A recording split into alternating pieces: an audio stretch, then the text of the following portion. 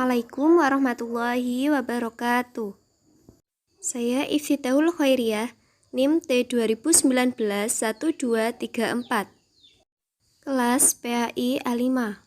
Saya akan menjelaskan mengenai proposal yang sudah saya buat, mengenai proposal penelitian tindakan kelas, yang berjudul Upaya Meningkatkan Hasil Belajar Siswa pada Mata Pelajaran Akidah Akhlak, Materi Akidah Islam, melalui metode diskusi kelas 7 semester ganjil di MTS Darul Hikam Kertonegoro tahun pelajaran 2021-2022.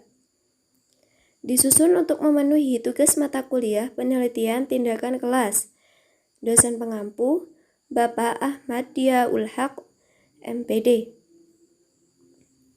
Pada lembar pertama ada kata pengantar, selanjutnya daftar isi, dan selanjutnya bab 1 pendahuluan. Pada bab 1 pendahuluan ada latar belakang masalah, rumusan masalah, tujuan penelitian, dan manfaat penelitian. Pada rumusan masalah, saya hanya menggunakan satu rumusan masalah, yaitu bagaimana upaya meningkatkan hasil belajar siswa pada mata pelajaran Akidah Akhlak, Materi Akidah Islam melalui metode diskusi kelas 7 semester ganjil di MTS Darul Hikam Kertonegoro tahun pelajaran 2021-2022. Selanjutnya tujuan penelitian. Tujuan penelitian tindakan kelas ini yaitu untuk meningkatkan hasil belajar siswa pada mata pelajaran Akidah Akhlak, Materi Akidah Islam melalui metode diskusi kelas 7 semester ganjil di MTS Darul Hikam Kertonegoro tahun pelajaran 2021-2022.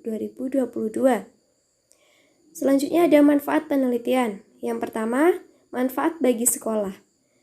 Penerapan metode diskusi ini diharapkan menjadi pijakan untuk lembaga dalam menentukan kurikulum dan memberikan kebijakan dalam pengajaran pendidikan agama.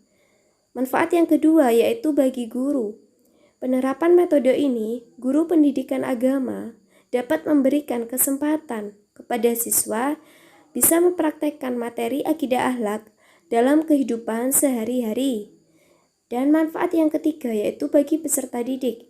Dengan penerapan metode diskusi ini dapat memotivasi peserta didik dalam belajar, lebih utamanya dalam pelajaran akidah akhlak, yang mana juga butuh contoh atau praktek dalam pembelajarannya. Yang keempat yaitu bagi penulis. Memberi manfaat bagi peneliti dan menambah khazanah keilmuan untuk bekal menjadi guru profesional dan dapat mengetahui seberapa jauh kemampuan peserta didik dalam memahami materi yang sudah disampaikan. Pada bab kedua yaitu kajian pustaka, meliputi hasil belajar dan metode diskusi.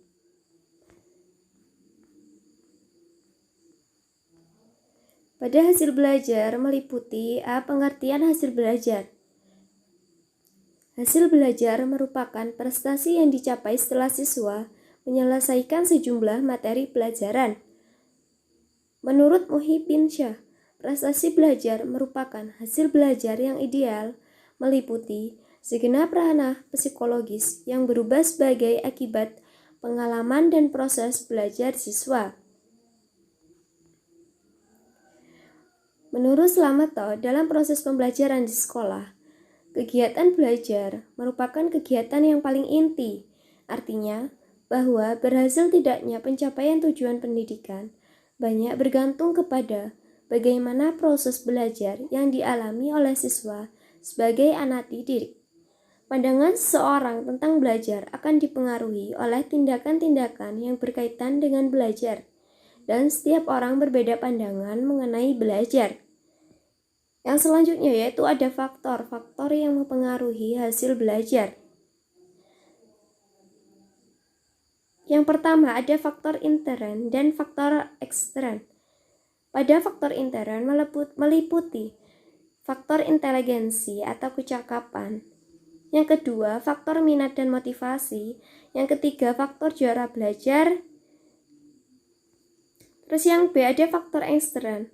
Adapun faktor ekstern mencakup 1. Lingkungan keluarga, yang kedua lingkungan sekolah, dan yang ketiga lingkungan masyarakat. Selanjutnya yaitu ada metode diskusi, meliputi pengertian metode diskusi. Metode diskusi dapat diartikan sebagai siasat penyampaian bahan ajar yang melibatkan peserta didik untuk membicarakan dan menemukan alternatif pemecahan suatu topik bahasan yang bersifat problematis agar siswa atau kelompok siswa memiliki perhatian yang sama terhadap topik yang dibicarakan dalam diskusi. Rufatul Latifah 2013. Selanjutnya, kelebihan dan kekurangan dari metode diskusi. Kelebihannya yaitu menyadarkan anak didik bahwa masalah dapat dipecahkan dengan banyak jalan, bukan hanya satu jawaban. Yang kedua, menyadarkan anak didik dengan berdiskusi dapat diperoleh keputusan yang lebih baik. Yang ketiga, membiasakan anak didik untuk mendengarkan pendapat orang lain dan banyak kelebihan lainnya. Untuk kekurangan dari metode diskusi yaitu pertama, sebuah diskusi tidak bisa diramalkan hasil akhirnya. Yang kedua, memerlukan keterampilan yang belum dipelajari. Yang ketiga, hal yang bersifat problematis saja yang dapat didiskusikan dan tidak semua topik dapat dijadikan pokok diskusi. Dan banyak lagi kekurangan dari metode diskusi. Selanjutnya itu ada langkah-langkah metode pembelajaran diskusi. Yang pertama ada tahap persiapan, yang kedua merumuskan masalah secara jelas, yang ketiga dengan pimpinan guru. Siswa dapat membentuk kelompok diskusi, memilih pemimpin diskusi, ketua, sekretaris, atau pelapor, mengatur tempat duduk, ruangan, sarana, sesuai dengan tujuan diskusi tersebut. Dan selanjutnya bab 3 metode penelitian. Di sini saya ada rancangan penelitian, subjek penelitian, instrumen penelitian, teknik pengumpulan data, dan teknik analisis data. Pada rancangan penelitian, setting dalam penelitian ini meliputi tempat penelitian, waktu penelitian, dan siklus PTK sebagai berikut. Yang pertama, tempat penelitian. Penelitian tindakan kelas ini dilaksanakan pada siswa kelas 7, pelajaran akidah akhlak tentang akidah Islam, dengan jumlah siswa 35 anak. Dan yang kedua, waktu penelitian. Penelitian siklus pertama dilaksanakan pada Kamis 4 November 2021. Dan untuk siklus kedua dilaksanakan pada Sabtu 6 November 2021. Selanjutnya, subjek penelitian. Nama sekolah MTS Darul Hikam, alamat Jalan Kembang Sore nomor 87 Kertonegoro, kelas 7. Selanjutnya, instrumen penelitian. Untuk mengetahui hasil belajar siswa pada pembelajaran akidah akhlak materi akidah Islam melalui metode diskusi, penulis melaksanakan penelitian di kelas 7 dengan langkah. Pada siklus pertama, meliputi perencanaan, pelaksanaan, pengamatan, dan refleksi. Yang pertama ada perencanaan. Pada kegiatan ini penulis dibantu guru akidah akhlak mencari data pada siswa yang dijadikan sampel penelitian berkaitan dengan metode diskusi yang diterapkan oleh guru akidah akhlak. Pencarian data dilakukan dengan tes lisan. Yang kedua ada pelaksanaan. Pelaksanaan metode diskusi dimulai dengan kegiatan-kegiatan siswa untuk berpikir. B. Menciptakan suasana yang menyenangkan agar siswa tidak mengantuk saat proses pembelajaran. Yang C. Melihat atau meyakinkan bahwa semua siswa mengikuti jalannya diskusi. Yang D. Memberikan kesempatan kepada siswa untuk secara aktif memikirkan lebih lanjut materi dari proses diskusi, misalnya siswa dapat mengajukan pertanyaan. Dan yang ketiga, pengamatan. Pelaksanaan metode diskusi ini, siswa yang menjadi sampel penelitian dikelompokkan menjadi 7 kelompok, dengan jumlah 5 anak untuk setiap kelompoknya. Yang keempat ada refleksi.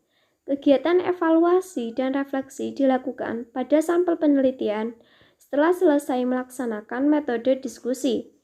Evaluasi dilakukan pada siswa dengan memberikan pertanyaan mengenai tema yang telah diberikan, yaitu akidah Islam.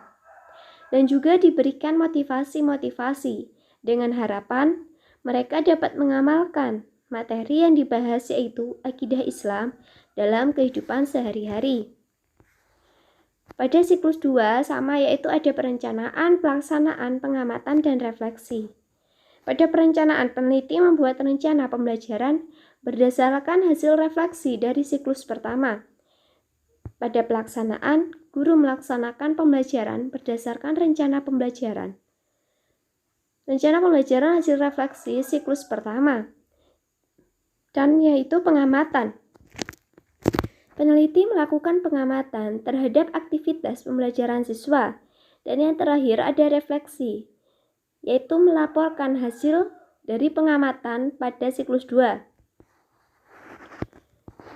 Selanjutnya ada teknik pengumpulan data.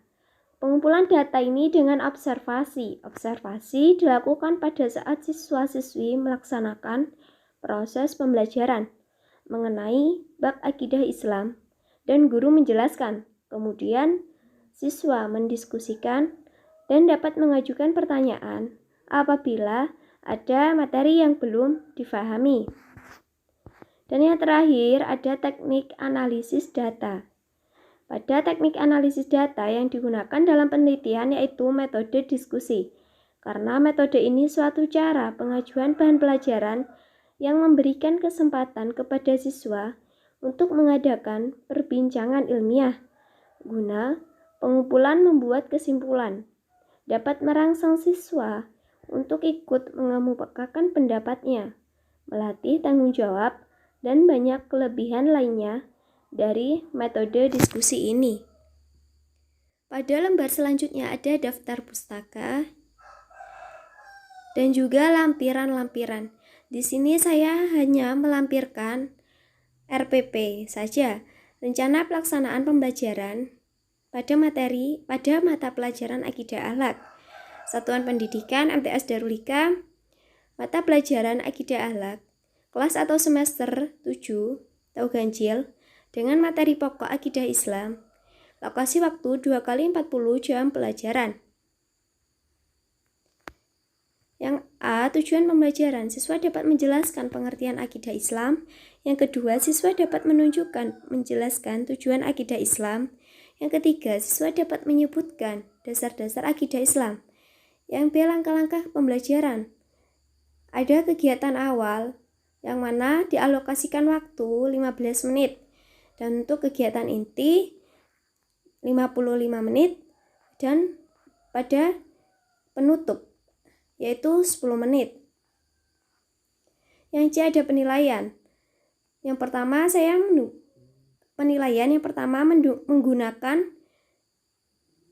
penugasan tes terstruktur yaitu diskusi kelompok. Yang kedua tes tulis.